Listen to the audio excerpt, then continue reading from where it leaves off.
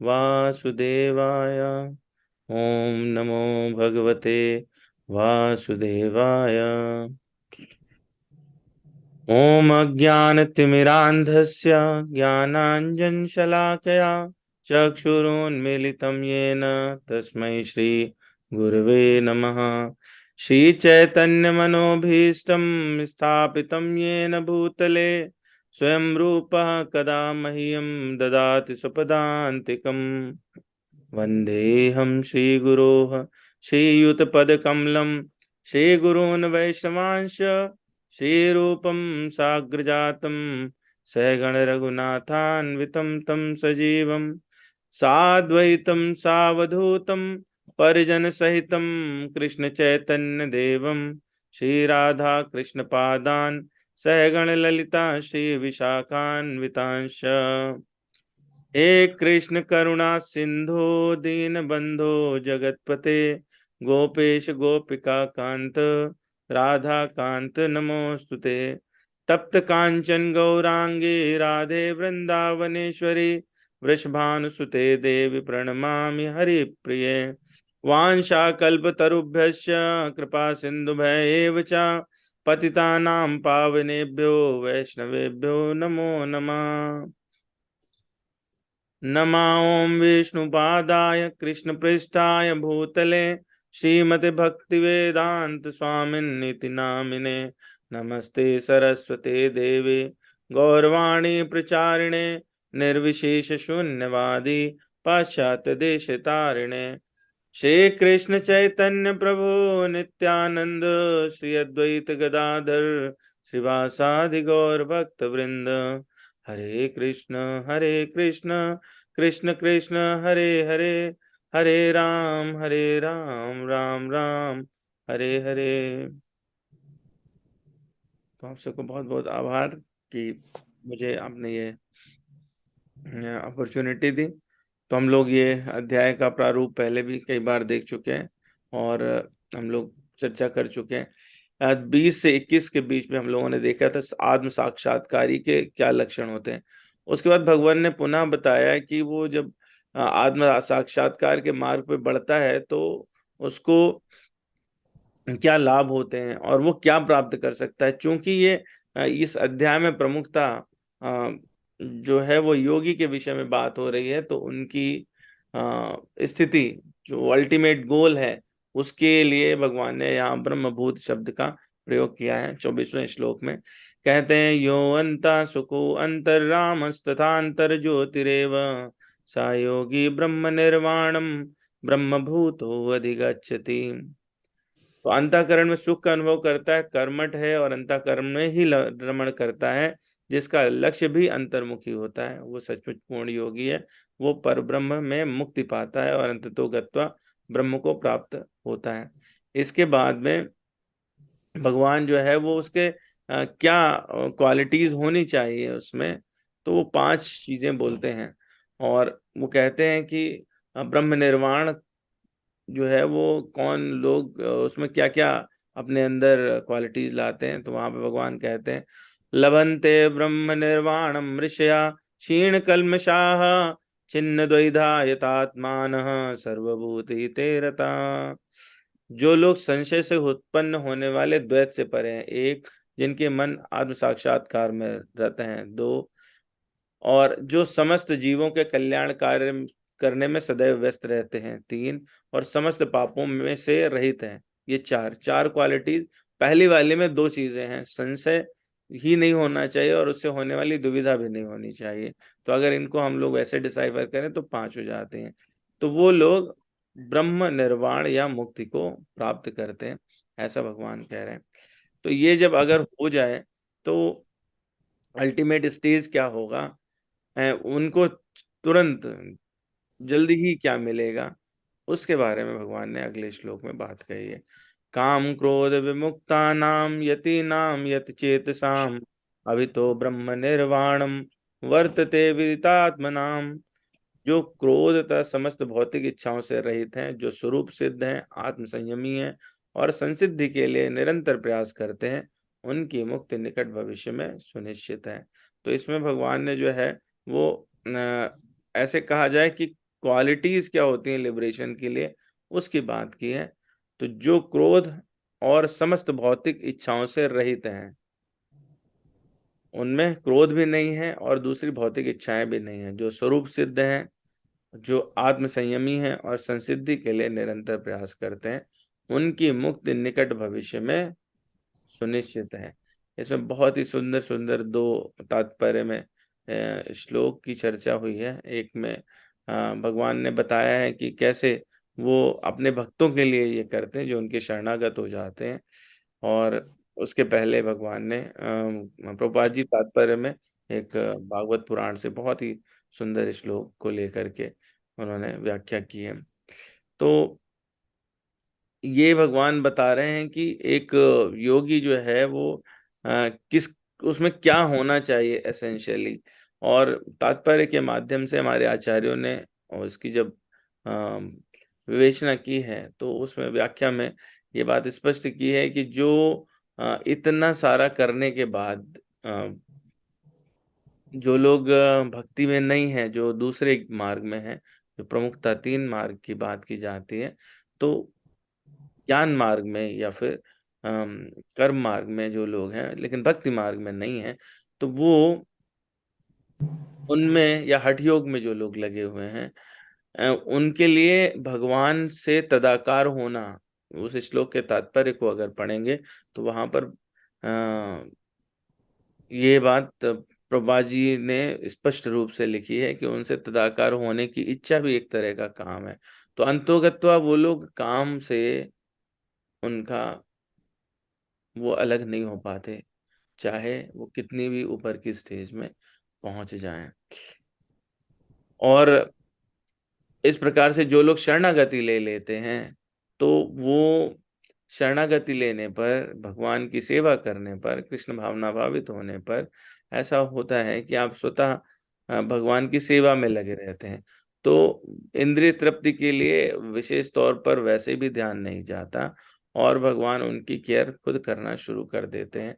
तो इस तरह से शनैः शनैः जैसे जैसे भक्ति में प्रगति होती है, तो वो स्थिति काम क्रोध विमुक्ता नाम की अपने आप हो जाती है। उसमें यति नाम यत चेतसाम करने की आवश्यकता नहीं होती, और उसमें अभी तो ब्रह्म निर्वाणम वर्तते है, तो उसमें ब्रह्म निर्वाण स्थिति मृत्यु से पूर्व ही आ जाती है। मृत्यु के पश्चात यानी मृत्यु तक की जरूरत नहीं रहती। जो भक्त सर्वोच्च इसमें मार्ग में लगे रहते हैं, वो ये काम क्रोध से विमुक्त होने के पश्चात अपने आप ही इस मृत्यु से पूर्व ही इसी जीवन में भगवान की सेवा करते करते इस स्थिति को प्राप्त कर लेते हैं, जिसे आखिरी में 18वें अध्याय में उसको कहा गया है ब्रह्मभूत प्रसन्नात्मा है। तो वो स्थिति, ब्रह्म शब्द का प्रयोग मल्टीपल प्लेसेस पर है, आखिरी में उसको इस प्रकार से भगवान ने कहा है। तो वो जो लोग काम और क्रोध से विमुक्त हो जाते हैं, वो उस स्थिति को स्वतः प्राप्त कर लेते हैं। तो इस पर मेरे ख्याल में चर्चा हो चुकी है, तो हम लोग आई थिंक आगे बढ़ते हैं। तो आज के जो श्लोक हैं वो हमारे ये दो श्लोक हैं। कोई आप में से पढ़ना चाहेंगे तो प्लीज, क्योंकि ये दोनों आपस में कनेक्टेड श्लोक हैं, इसलिए इन दोनों को एक साथ ही लेना पड़ेगा।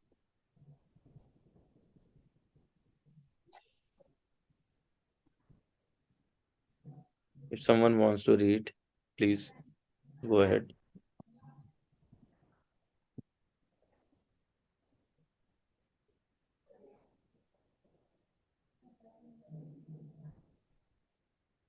कोई इंटरेस्टेड नहीं है? हरे कृष्ण प्रभु जी। हरे कृष्णा माता जी, प्लीज पढ़िए। प्रभु जी मैं ट्राई करती हाँ प्लीज प्लीज। हूँ। स्पर्शान् कृत्वा बहिर्भ्राम्यश्चैवान्तरे भुवः प्राणापानो समो कृत्वा नासाभ्यन्तरचारिणो यतीन्द्रिययम्नो बुद्धिमुन् निर्माक्षर प्राणाया विगन्ते छा भयो क्रोधो यह सदा मुक्त एव स। हरे कृष्ण प्रभु जी। थैंक यू माता जी, आपने ट्राई किया। बहुत ही ये बहुत ही अच्छी बात है, हम सभी को ट्राई करना चाहिए। संस्कृत इतना आसान नहीं है कि हम लोग उसको फर्स्ट गो में एकदम पढ़ लेंगे। लेकिन मुझे लगता है सभी लोगों के पास में भगवत गीता होगी, और उसमें अन्वय दिया हुआ है। चूंकि मुझे तेजी से ये अभी जस्ट प्रभु जी से डिस्कशन हुआ और इन्फॉर्मेशन मिली, तो मैं अन्वय नहीं डाल पाया, नहीं तो डेफिनेटली डालता। इसमें बड़े बड़े शब्द हैं। कोई और भी ट्राई करना चाहे भगवत गीता पुस्तक से ट्राई करें अन्वय पढ़ते हुए, तो शायद उनको इजी हो जाए। कोई करेंगे ट्राई?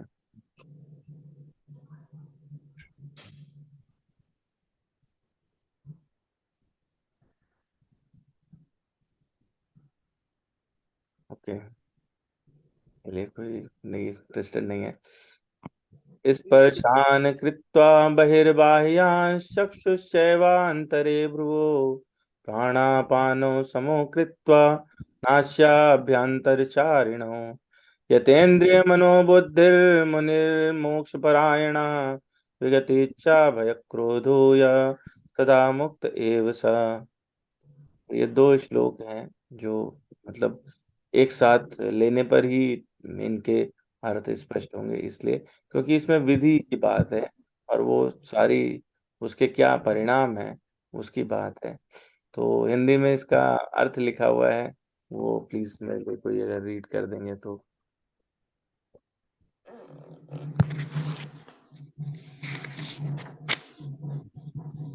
जी प्रभु जी। बोलूं प्रभु जी। हाँ, प्लीज, थैंक समस्त इंद्रिय विषयों को बाहर करके दृष्टि को बोहों के मध्य में केंद्रित करके प्राण तथा अपान वायु को नथनों के भीतर रोककर और इस तरह मन इंद्रियों तथा बुद्धि को वश में करके जो मोक्ष को लक्ष्य बनाता है वह योगी इच्छा भय तथा क्रोध से रहित हो जाता है। जो निरंतर इस अवस्था में रहता है वह अवश्य ही मुक्त है। हरे कृष्ण प्रभु जी। यू, थैंक यू माता जी, थैंक यू। हाँ, तो इसमें मतलब अगर देखें तो बहुत समझने के लिए नहीं है, प्रक्रिया है। लेकिन इसको आप विचार करें, क्या कह रहे हैं, समस्त इंद्रियों विषयों को बाहर करके। पहला यही कठिन कार्य है कि सारे इंद्रिय विषयों को कैसे बाहर करें। फिर एक बार वो बाहर रहे, फिर दृष्टि को भौहों के मध्य में केंद्रित करें। फिर प्राण और अपान वायु होती हैं अलग अलग, उनको लेके आए, सम करे और उनको नथुनों के भीतर रोके। फिर ये प्रैक्टिस करता रहे, मन और इंद्रिय और बुद्धि को, मतलब जो अंतःकरण के विषय हैं उनको भी वश में कर ले, और फिर वो मोक्ष को लक्ष्य बनाए। तो वो व्यक्ति या वो योगी इच्छा भय और क्रोध से रहित हो जाएगा। और जो निरंतर, ये बहुत इंपॉर्टेंट शब्द है यहाँ पर, जो निरंतर इस अवस्था में रहता है वो ही मुक्त है। जो इस अवस्था से थोड़ा भी गिर जाएगा, निरंतरता समाप्त हो जाएगी। कांस्टेंट होना चाहिए, कॉन्टिन्यूअस है ये प्रोसेस। अगर ये छूट गया तो वो गिर जाएगा। तो ये बहुत ही मतलब बहुत ही डिफिकल्ट है अगर इसको देखा जाए। इस पर बहुत अच्छे से चर्चा छठे अध्याय में हुई है। आगे अगला अध्याय चूंकि अब उपसंहार की तरफ जा रहा है, तो इसके बाद भगवान इसी पूरे प्रोसेस को अगले अध्याय में बताएंगे, डिस्कस करेंगे कि और क्या क्या रिक्वायरमेंट चाहिए वहां पर, वो कैसा स्थान होना चाहिए वहां पर, कैसा वातावरण रहे, और ये सब बातें जो है वो भगवान ने इसमें डिस्कस की हैं नेक्स्ट चैप्टर में। तो जो ये सारी चीजें हैं वो अगर आप देखें तो डिवोटीज से थोड़ा जो डिवोटीज रहते हैं उनको इस प्रकार की कठिन प्रक्रिया में नहीं गुजरना पड़ता। वो भक्ति के जो मानक है उन पर रहते हैं, उन्हीं को फॉलो करते हैं और आगे बढ़ते हैं। तो इसमें अगर आप ले देखो तो जो शुरू का शब्द है वो क्या है, स्पर्शान कृत्वा बहिर्बाह्यांश, मतलब बाहर रखना है। तो ये अष्टांग योगी के लिए बात हो रही है कि ध्यान की विधि से करने से पहले उन्हें क्या करना पड़ेगा, विषयों को बाहर करना पड़ेगा। और समझने की बात क्या है कि जो ज्ञानेंद्रियां हैं उनके द्वारा ही हमें किसी वस्तु का रूप दिखाई देता है, किसी स्पर्श का अनुभव होता है, किसी वस्तु की आवाज सुनाई देती है, या गंध आदि मिलते हैं। तो ये सभी इंद्रियां क्या करती हैं, हमें बाहर की सूचना देती हैं। तो बाहर की सूचना जो है उसको हमने क्या किया, गेट को शट डाउन कर दिया। बाहर से हमें सूचना अंदर नहीं आनी चाहिए, ताकि अंदर डिस्टरबेंस ना हो। तो इंद्रियां जो है वो शरीर का ही हिस्सा है, परंतु ये क्या करती हैं कि ये बाहर की सूचना अंदर लाती हैं। ये डोरमैन की तरह या संदेश वाहक मैसेंजर की तरह काम करते हैं। तो पहले इस मैसेंजर को बंद करना पड़ेगा, तभी बात बनेगी। तो इंद्रिय विषयों को कैसे बाहर रखें। फिर उसके बाद नेक्स्ट चीज बता रहे हैं क्या, कि दृष्टि को भौं के मध्य में केंद्रित करना है। बहिर्बाह्यांश चक्षुश्चैवांतरे भ्रुवो है, तो दोनों आंखों को वो बीच में ले आकर के, और इसमें भगवान जो है वो बताते हैं, जब हम लोग नेक्स्ट अध्याय पढ़ेंगे तो वो कहते हैं कि आंखें जो है वो इस तरह से नहीं हो कि ना पूरी खुली हो ना बंद हो, उसमें हाँ बीच की स्टेज की बात होती है। तो वो ये इसकी पूरी प्रक्रिया बताते हैं वहां पर। तो मतलब सोच के देखिए कि कोई एक ऐसा स्थान चुनना और वहां पर जाना, और फिर विषयों को बाहर रखे, कोई विषय उसका अंदर नहीं आए, और फिर क्या है कि दोनों भावों के बीच में उसको केंद्रित करे, मन को वहां पर लेकर के आए। तो ऐसे में क्या होगा, ऐसे में पूरी संभावना है कि आप कहीं ना कहीं भटक जरूर जाएंगे। और फिर जो वायु है उस पर उनको ध्यान केंद्रित करना पड़ता है। उस वायु वायु को, प्राण और अपान दो प्रकार की वायु रहती हैं, तो वो उनको हमको लेके आना पड़ता है। तो जो ये प्रक्रिया कर ले, उनको सम कर दे, प्राणापानो समो कृत्वा नास्याभ्यंतर चारिणो, फिर उसके बाद में है, फिर इस तरह से इस प्रक्रिया को बार बार करे, प्रैक्टिस करता रहे। और जब हम छठे अध्याय में जाएंगे तो ये भी देखेंगे, भगवान ने कहा कि ऐसा नहीं है तुरंत हो जाता है। एक बार बैठे और बोले अभी खींची सांस है और हमने बस ध्यान लगाया और काम हो गया, तो ऐसा नहीं होता है। वो उसको बार बार प्रैक्टिस करनी पड़ती है, और अपने मन और बुद्धि, इंद्रिय, ये तीनों को वश में कर ले। और वश में करने के बाद में क्या रहे, वो इसी स्थिति में लगातार बना रहे। अब ऐसा क्यों कहा गया, क्योंकि 3.40 में भगवान कृष्ण ने कहा है कि काम जो शत्रु है उसके निवास के स्थान तीन है, इंद्रिया, मन और बुद्धि। तो वो अगर इन तीनों को ले आएगा, कंट्रोल में कर लेगा, तो कैसा हो जाएगा, वे कहते हैं, इच्छा भय क्रोध हो, उसकी कोई इच्छा नहीं रहेगी, भय और क्रोध से रहित हो जाएगा। क्योंकि जो काम है वही इच्छा, भय और क्रोध का जनक है, उसी के द्वारा ये प्रकट होते। तो अगर इनको कोई कंट्रोल कर ले तो वो आ, इस स्थिति में आ जाएगा कि मुक्ति वाली स्थिति बन जाएगी, वो क्रोध रहित हो जाएगा। और जो फिर आगे कहते हैं, जो निरंतर कैसा रहना पड़ेगा, उसको कांस्टेंट रहना पड़ेगा, निरंतर ऐसी अवस्था में रहना पड़ेगा, तो वो अवश्य ही मुक्त हो जाएगा। लेकिन ये कांस्टेंटनेस, ये कॉन्टिन्यूएशन, ये बना के रखना ये बहुत ही मुश्किल है। और उसी के लिए भगवान ने यहाँ पर एक शब्द प्रयोग किया, यतेंद्रिय मनोबुद्धिर मुनिर मोक्ष परायणा। मुनि कहलाएगा वह व्यक्ति, मुनि कहलाएगा वो योगी जो इस प्रैक्टिस में लगातार लगा रहे और वो निरंतर इसको करे, तो वो क्या कहलाएगा, वो कहलाता है मुनि। ये विधि जो है वो अपने आप में बहुत ही डिफिकल्ट विधि है, इसको कर पाना इट्स नॉट इजी। लेकिन जब आप भगवान की सेवा में लगे रहते हैं, अपनी सारी इंद्रियां उनको अर्पित कर देते हैं, उनकी सेवा में लगाते हैं, तो ऐसे में हमें कंट्रोल करने की आवश्यकता पड़ती ही नहीं, क्योंकि वो ऑलरेडी सेवा में एंगेज हो जाती हैं। और इंद्रियां एंगेज हो गई तो इंद्रियों के पीछे मन को भी हम उसमें एंगेज कर सकते हैं। जब हम शास्त्राध्ययन करते हैं, डिवोटी से मिलते हैं, क्लासेस करते हैं, लेक्चर सुनते हैं, कीर्तन करते हैं, तो हमारी बुद्धि का भी शुद्धिकरण होने लगता है। तो इनमें हम लोगों को कोई विशेष, हम लोग तो नहीं मैं कहूँगा, जो डिवोटी सिंसियरली लगे हैं, मैं अपनी बात करूंगा तो ठीक नहीं होगा, जो सिंसियर डिवोटीज हैं, वो सारे जब इस प्रोसेस में लगते हैं, तो कृष्ण भावनामृत में लगे हुए हैं सिंसियरली, तो वो सारे इस श्लोक के हिसाब से स्वयं ही मुनि हैं। और मोक्ष परायण तो उनकी मुक्ति की इच्छा नहीं है, परंतु उस स्थिति को पहले ही प्राप्त कर जाते हैं, क्योंकि उनका जो टारगेट है, उनकी जो इच्छा है, वो क्या है, वो सिर्फ भगवान की सेवा की ही इच्छा है। वो सदा से ही मुक्त हैं।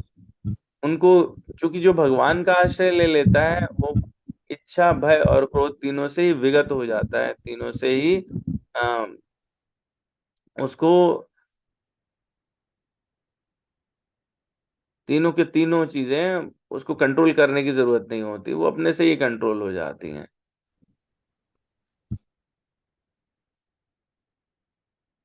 तो इस प्रकार से इस वाले श्लोक में भगवान एक प्रक्रिया की बात कर रहे थे, और उसका जो एक रिजल्ट आ रहा है, वो रिजल्ट क्या है, वो रिजल्ट है मुक्ति। तो अगर देखें तो रिजल्ट भी उस लेवल का रिजल्ट नहीं है।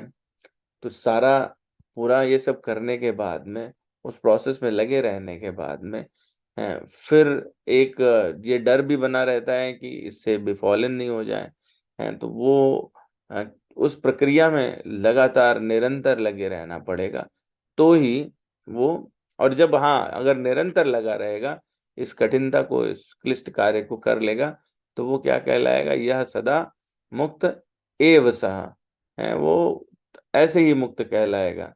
लेकिन इस वाले ही श्लोक के तात्पर्य में प्रभुपाद जी ने कुछ लिखा है, किसी के पास में यदि भगवत गीता है तो वो तात्पर्य खोलेंगे, तो हम लोग उसको एक बार उस पर चर्चा कर लेते हैं, तात्पर्य पर ही। कोई पढ़ेंगे क्या?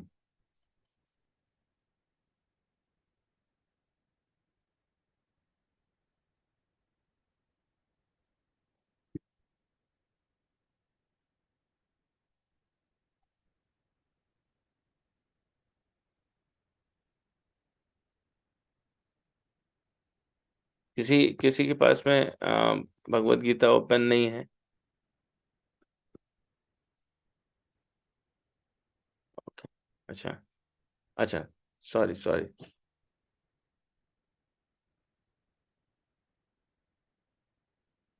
अब आप अनम्यूट कर सकते हैं। अब हो गया सही, आवाज आ रही है प्रभु जी अब? हाँ, थैंक यू। पढ़िए प्लीज। तात्पर्य, कृष्ण भावना मृत में रत होने पर मनुष्य तुरंत ही अपने आध्यात्मिक स्वरूप को जान लेता है, जिसके पश्चात भक्ति के द्वारा वह परमेश्वर को समझता है। जब मनुष्य भक्ति करता है तो वह दिव्य स्थिति को प्राप्त होता है और अपने कर्म क्षेत्र में भगवान की उपस्थिति का अनुभव करने योग्य हो जाता है। यह विशेष स्थिति मुक्ति कहलाती है। मुक्ति विषयक उपर्युक्त सिद्धांतों का प्रतिपादन करके श्री भगवान अर्जुन को यह शिक्षा देते हैं कि मनुष्य किस प्रकार अष्टांग योग का अभ्यास करके इस स्थिति को प्राप्त होता है। यह अष्टांग योग 8 विधियों, यम, नियम, आसन, प्राणायाम, प्रत्याहार प्रत्याहार, धारणा, ध्यान तथा समाधि में विभाजित है। छठे अध्याय में योग के विषय में विस्तृत व्याख्या की गई है। 5वें अध्याय के अंत में तो इसका प्रारंभिक विवेचन ही दिया गया है। योग में प्रत्याहार विधि से स्पष्ट स्पर्श, रूप, स्वाद तथा गंध का निराकरण करना होता है। और तब दृष्टि को दोनों भौं के बीच लाकर अध खुली पलकों से उसे नासाग्र पर केंद्रित करना पड़ता है। आंखों को पूरी तरह बंद करने से कोई लाभ नहीं होता, क्योंकि तब सो जाने की संभावना रहती है। ना ही आंखों को पूरा खुला रखने से कोई लाभ है, क्योंकि तब तो इंद्रिय विषयों द्वारा आकृष्ट होने का भय बना रहता है। नथनों के भीतर श्वास की गति को रोकने के लिए प्राण तथा आपान वायुओं को सम किया जाता है। ऐसे योगाभ्यास से मनुष्य अपनी इंद्रियों के ऊपर नियंत्रण प्राप्त करता है। बाह्य इंद्रियां विषयों से दूर रहता है और अपनी मुक्ति की तैयारी करता है। इस योग विधि से मनुष्य समस्त प्रकार के भय तथा क्रोध से रहित हो जाता है और परमात्मा की उपस्थिति का अनुभव करता है। दूसरे शब्दों में, कृष्ण भावनामृत योग के सिद्धांतों को संपन्न करने की सरलतम विधि है।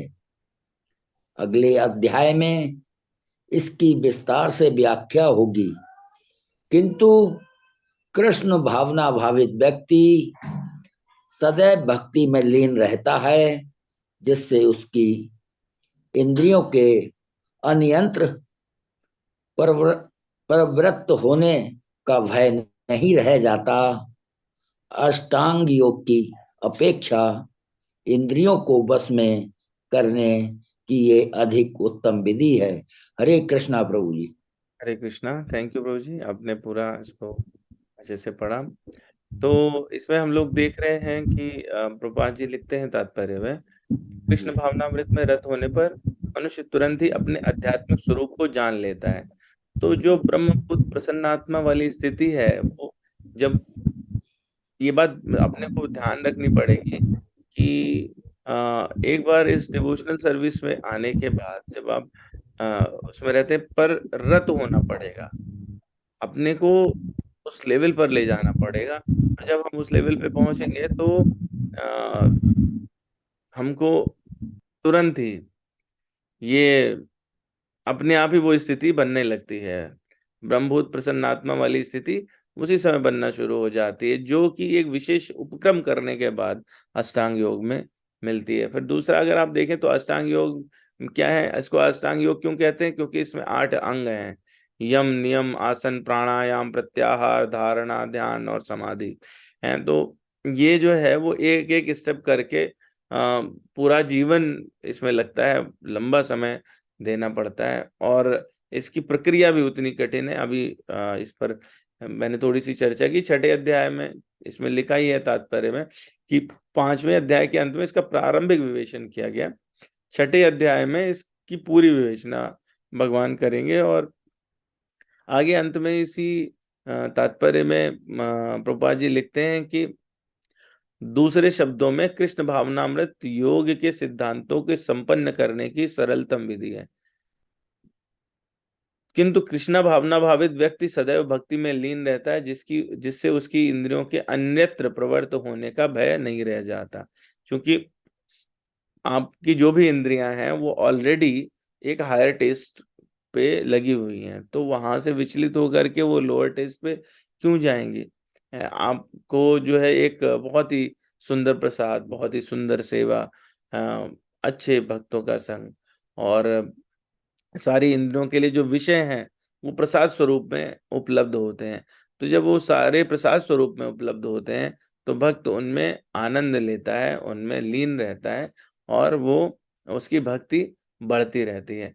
तो यहाँ पर आपकी अगर इंद्रियों के अन्यत्र प्रवृत्त होने का भय नहीं रहता, तो मन और बुद्धि वो भी धीरे धीरे करके, जैसे जैसे कृष्ण भावनामृत का अभ्यास बढ़ता है, वैसे वैसे मन और बुद्धि भी उसमें लगना शुरू हो जाते हैं। तो जो इस श्लोक का आखिरी पोर्शन है, जहां पर क्या कह रहे हैं वो, कि यतेन्द्रिय मनोबुद्धिर मुनिर्मोक्ष परायणा विगत इच्छा भय क्रोधो यह सदा मुक्त एव सा। है तो जिसमें उसमें फिर ना कोई इच्छा रह जाती, क्योंकि जो भगवान के भक्त होते हैं वो अपनी इच्छा के लिए नहीं, भगवान की प्रसन्नता के लिए, उनकी इच्छा के लिए कार्य करते हैं, तो उनकी स्वयं की इच्छा नहीं रह जाती। और जो भगवान के शरणागति लेते हैं उन्हें किसी प्रकार का भय नहीं रह जाता। कोई इच्छा नहीं है, कोई काम नहीं है, कोई भय नहीं है, तो क्रोध भी नहीं रहता। और वो इसलिए, क्योंकि यही बंधन के कारण होते हैं, तो जब यही नहीं रहते हैं तो वो मुक्ति के मार्ग पर ऑलरेडी चल रहा होता है, उसे मृत्यु से पहले ही वो स्थिति प्राप्त हो जाती है। इसके विषय में बिल्कुल इससे मिलता जुलता जो है वो बहुत ही सुंदर सा वर्णन गोस्वामी जी तुलसीदास जी ने रामचरितमानस में किया है। अगर आप लोगों की वो हो तो दो चार लाइनें हैं बहुत सुंदर सुंदर, जिन पर मैं एक बार थोड़ी सी बात करना चाहता हूँ। तो अगर समय तो मेरे ख्याल में अभी 2-5 मिनट का है, we can go with that. भगवान की शरण में जाने पर क्या रहता है, इस विषय में जो है थोड़ी सी चर्चा सुंदर कांड में है। कोटि प्रबध लागहि जाहूं, आए शरण तजहु नहीं ताऊं। भगवान के स्वभाव की बात की गई है कि जिसमें अगर ब्रह्म हत्या का भी किसी पे पाप लगा हो, लेकिन वो भगवान की शरण ले ले, टिक जाए, तो वो भगवान उसको त्याग नहीं करते, उसको कभी छोड़ते नहीं है। आगे कहते भगवान ने स्वयं कहा है, ये श्री रामचंद्र जी स्वयं कह रहे हैं, सन्मुख होय जीव मोहि जबहि, जन्म कोटि अघना सही तबहि।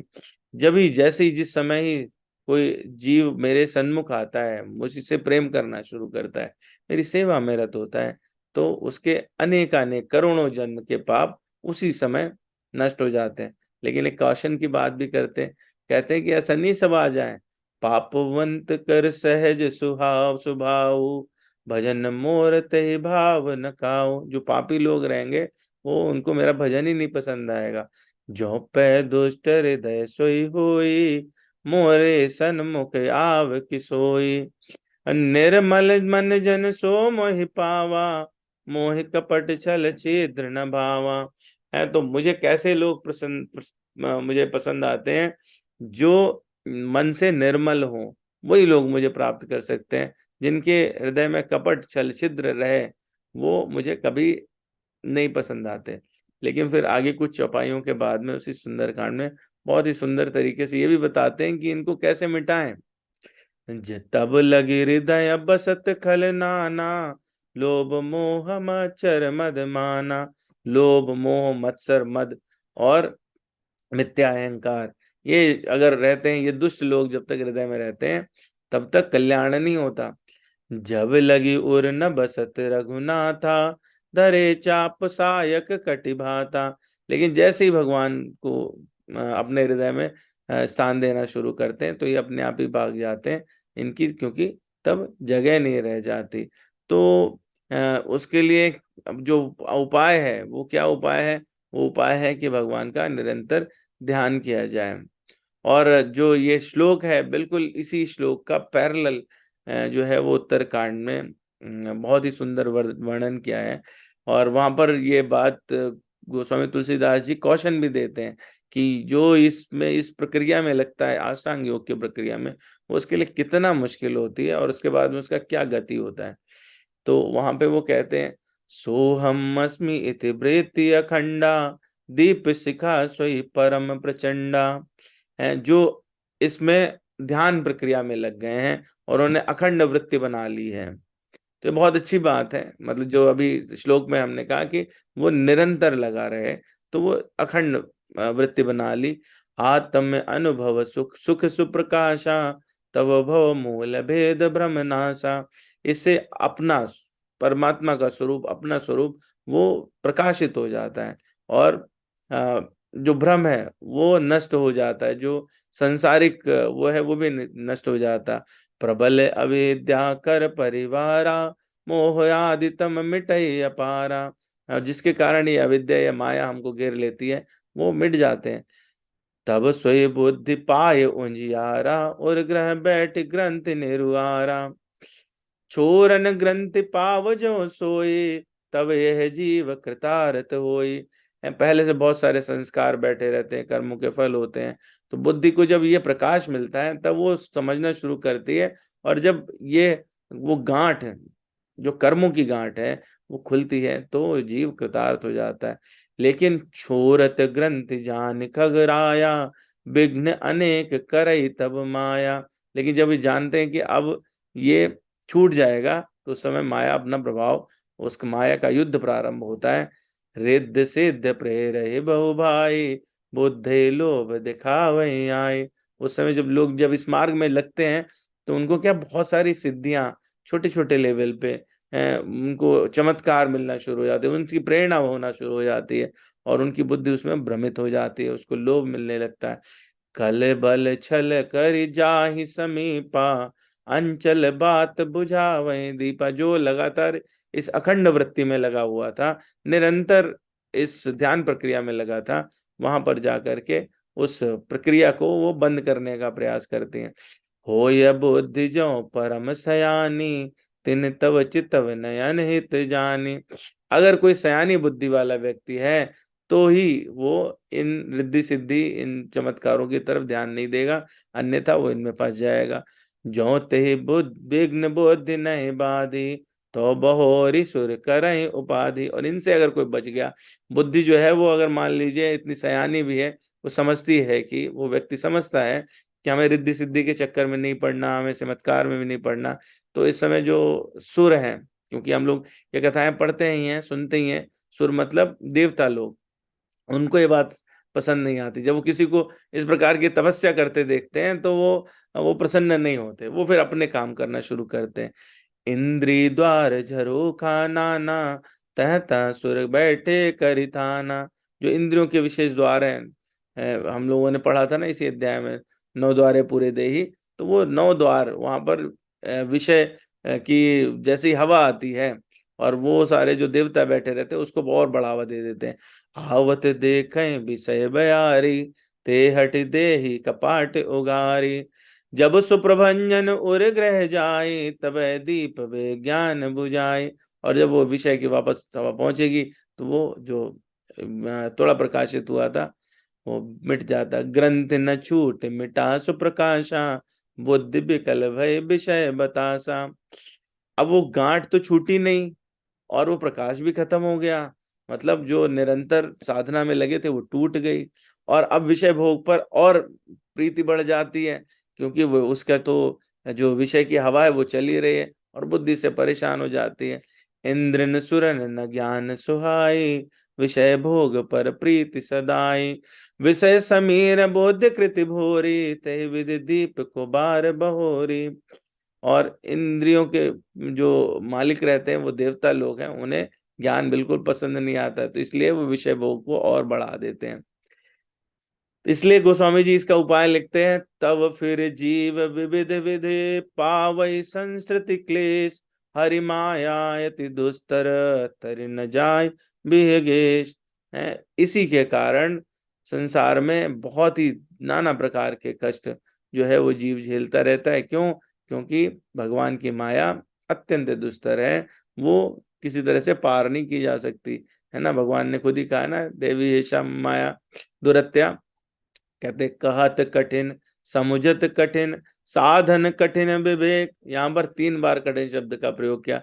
जो प्रभुपाद जी तात्पर्य में लिख रहे हैं वही कि ये इतना कठिन है कि इसको कहना भी कठिन है, समझना भी कठिन है और साधन करना तो उससे भी कठिन है। हो ये गुनाक्षर न्याय जो पुण्य प्रत्यु अनेक। तो इसलिए इस वाले चक्कर में नहीं फंसना चाहिए, मनुष्य को भक्ति करनी चाहिए। भक्ति के मार्ग में जो लगेगा वो उसका कल्याण भगवान स्वतः अपने आप ही कराना शुरू कर देते हैं। तो इसलिए हम सभी को भक्ति के मार्ग में रहना चाहिए। जितना हो सके उतना नाम जप करना चाहिए। भक्तों का संग, भक्तों की सेवा, और एक सेवा जो है वो अभी प्रारंभ हुई है इस माह में। भगवान ने स्वयं कहा है कि मैं मासों में मार्गशीर्ष मास हूँ, और इसी में गीता जयंती होती है जो आपको पता है 23 तारीख को है, और इसी में भगवत गीता का मैराथन डिस्ट्रीब्यूशन भी होता है। तो आप सभी लोग इसमें हिस्सा लें। बाकी जो है ओवर टू अभय प्रभु, और किसी का कोई क्वेश्चन है तो हम लोग उसको ले सकते हैं, उसको आंसर कर सकते हैं। Thank you very much. बहुत बहुत हरे कृष्णा। हरे कृष्ण प्रभु जी। प्रभु जी बहुत बहुत धन्यवाद। बहुत सुंदर रामचरितमानस से प्रभु जी बता रहे थे। और लास्ट में जो बताया सबसे अच्छा चीज है। और मैं ये भी बताना चाहूंगा कि प्रभु जी भी इस सेवा में बहुत पार्टिसिपेट करते हैं और खुद से भगवत गीता लेके और आप कई लोगों तक उन्होंने पहुंचाया है पहले भी, और इस बार भी पहुंचा रहे हैं, जिसके लिए मैं बहुत बहुत उनका आभारी हूँ। और ये बहुत अच्छी सेवा है। इस महीने जो मौका मिलता है भगवत गीता का डिस्ट्रीब्यूशन, पढ़ते तो हैं हम, तो प्रभुपाद जी दोनों चीज चाहते थे कि पढ़े भी और बांटे भी। ऐसे नहीं केवल बांटे पढ़े नहीं, या फिर केवल पढ़े बांटे नहीं ना। तो आप सब, कल भी हमने अनाउंस किया था, तो सब लोगों को इसमें जुड़ना चाहिए। सेवा में बहुत इंपॉर्टेंट सेवा है ना।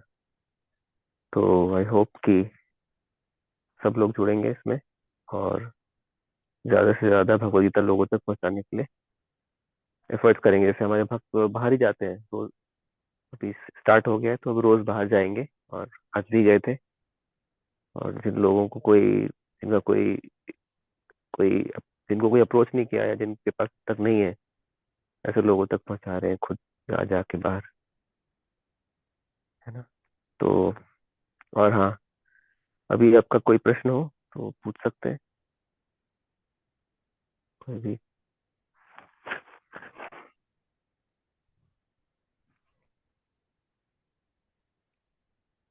कोई इनपुट देना चाहे किसी प्रकार का त्रुटि सुधार, तो सभी जो कुछ भी इसमें यदि शास्त्रोक्त था तो वो सब सीनियर डिवोटीज की देन है, स्वामी प्रभुपाद की देन है।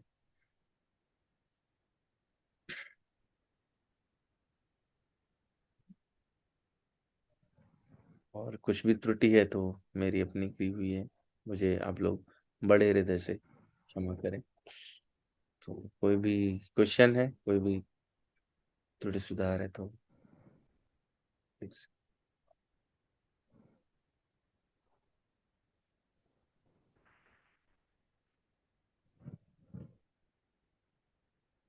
आई think there is no question. कुछ कमेंट आया है, पता क्वेश्चन तो नहीं आया शायद। पढ़ सकते हैं। यानी सबको सब कुछ बहुत अच्छे से समझ में आ गया होगा, इससे क्वेश्चन नहीं है। मोस्ट प्रोबेबली मतलब दो में से एक चीज हो सकती है, बहुत अच्छे से समझ में आए, उससे ज्यादा पॉसिबिलिटी है कि मैंने ऐसा बताया कुछ समझ ही नहीं आया तो लोग पूछना भी नहीं चाहते। I don't know। नहीं, ऐसा नहीं। तो यहीं पे आज के लिए विराम करें कुछ। जी जी जी, बिल्कुल। तो हम लोग इस सेशन को एंड कर सकते हैं।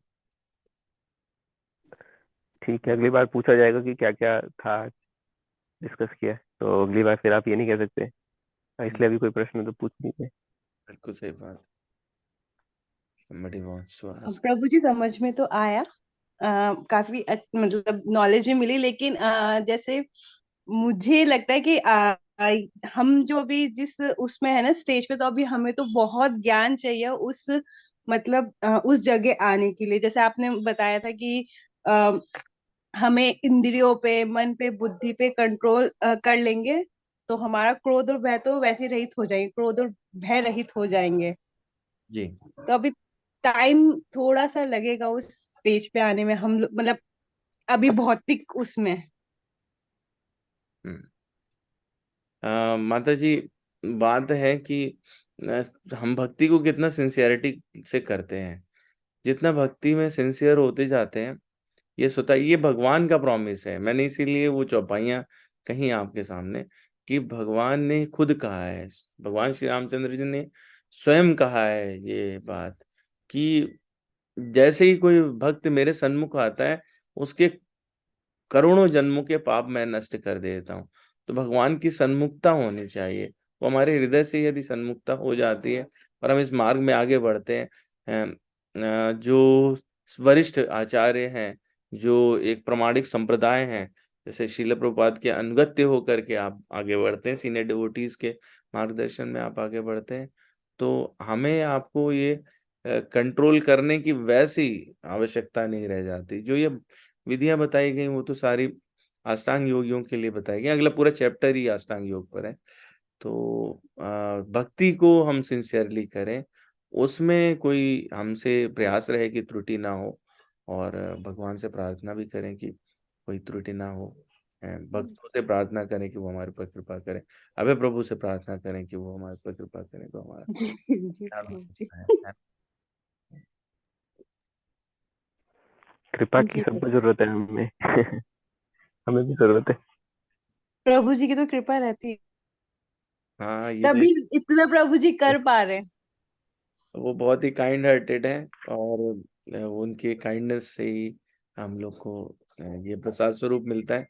मतलब मैं तो, मेरा तो कोई भी स्थिति नहीं है, भगवान जो है वो अभय प्रभु की कृपा से ही है, ऐसे समझिए। मुझे तो कुछ आता भी नहीं है, प्रभु जी मुझे एंगेज करते रहते हैं बीच बीच में, मैं तो पूरा ही संसारिक हूँ। नहीं, थैंक यू प्रभु जी। मेरा समय निकालना इजी नहीं है, और तो इसी तरह से हम लोग आगे करते रहेंगे, और आप सब लोग जुड़ते रहिए इसी तरह से। तो आज हम यहीं पे विराम करें। ठीक है भाई। तो एक बार प्रभु जी के लिए एक बार हरे कृष्ण महामंत्र बोलेंगे फिर से। Hare Krishna Krishna Krishna Hare Hare, Hare Ram Ram Ram Hare Hare. Thank you all very much. Hare Krishna. very much। Hare Hare Krishna. Check out the